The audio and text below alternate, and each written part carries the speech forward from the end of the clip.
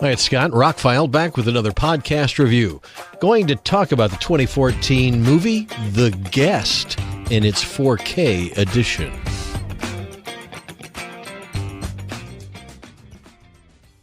I picked up this movie, I think, when the Blockbusters were going out of business, the one near me that had like $1 Blu-rays, and I picked up several things. So I didn't really have a good box or case or anything like this. And recently I saw that in Australia they had released a 4K edition through Second Sight. I missed out on the box set. It's probably really expensive now, but the standard edition is available on 4K with a whole bunch of new extras. So I picked up a copy and revisited The Guest.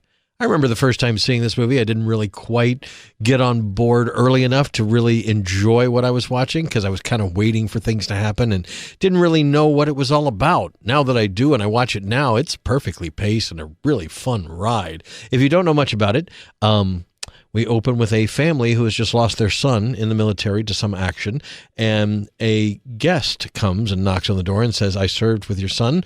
I knew him very well, and oh, sure, I'd like to come in and tell you more about him." And that's kind of how things begin. It doesn't play out like you expect. Dan Stevens is great in the film. Micah Monroe, Sheila Kelly, a few other names. Brendan Moyer is in this. It's actually pretty well done. It was like a $5 million budget. Adam Wingard directed this from a script from Simon Barrett. Wingard, of course, went on to direct a lot of low-budget horror movies before he started making Godzilla vs. Kong movies. He's directed the last two of those. It's currently sitting at 92% on Rotten Tomatoes and about 6.7 out of 10 on Prime Video.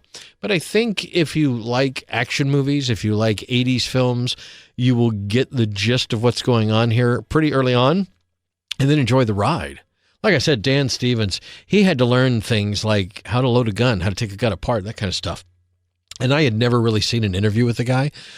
He's definitely not that in real life. So he had to learn all those things, and he does a shockingly good performance in the film, being someone who seems to know a bit about the military and martial arts and self-defense and things like that.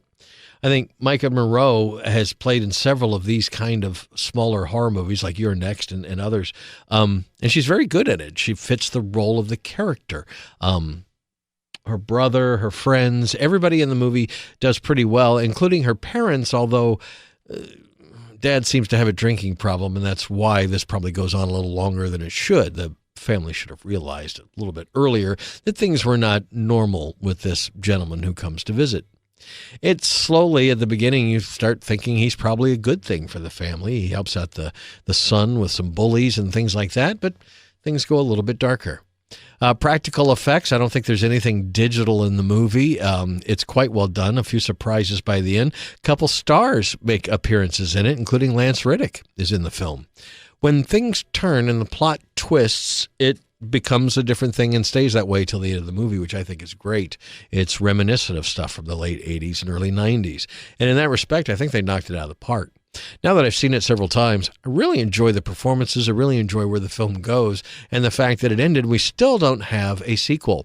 Although as recently as last year, both Adam Wingard, the director, and Dan Stevens have said they'd be interested in making a Guest 2. It would have to be something completely different, and especially everybody involved is much bigger in Hollywood now. But I'd be open to that, and I don't want to talk about why because, well, you probably haven't seen the film. Should you import the Second Sight 4K? I think 4K-wise it was okay. Had good surround sound, had good HDR, and it looked fine. It's not the biggest budget of film, so it's definitely not going to look like Star Wars. There were parts of the movie that looked like it was like 60 frames a second, especially in the beginning. They do this panning shot around the mom, and it's just a simple shot of a woman in a house, but it looks so incredibly clear. There are a couple scenes in the middle that looked awful, that were really grainy, that I don't know if maybe they were filmed at a different ISO or different film stock, or maybe they weren't supposed to be in the film and then that's all they had. But there was only a couple scenes right in the middle. From most of the film, this looks really, really good in 4K to spectacular in a few scenes. Colors are very strong. There's some very strong colors at the end because there's a dance going on at the high school and that kind of thing. And like I said, the extras. That's why you would pick up this edition over the regular Blu-ray. I remember the Blu-ray had like very little on it. This has brand new interviews with the director, with the writer, with the stars, several of the stars, the behind-the-scenes people. There's quite a plethora of extras on this 4K from Second Sight.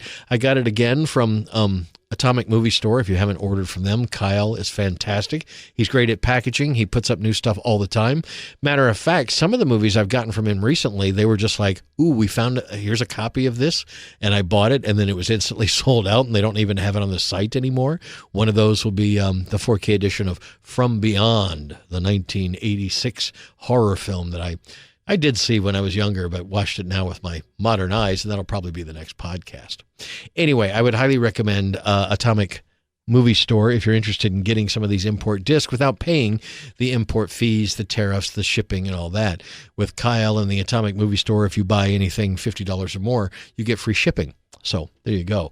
The Guest is available in its regular standard edition. I don't think you can find the box set anymore from Second Sight, but man, what a fun movie. And it does look good on Blu-ray, but Second Sight really knocked it out of the park with all the extras. That was the icing on the cake that made it a worthy purchase. If you haven't seen the movie, I'd put it on your short list of things to watch. It's on streaming services, so check out The Guest. Originally came out in 2014, and we may get a sequel at some point.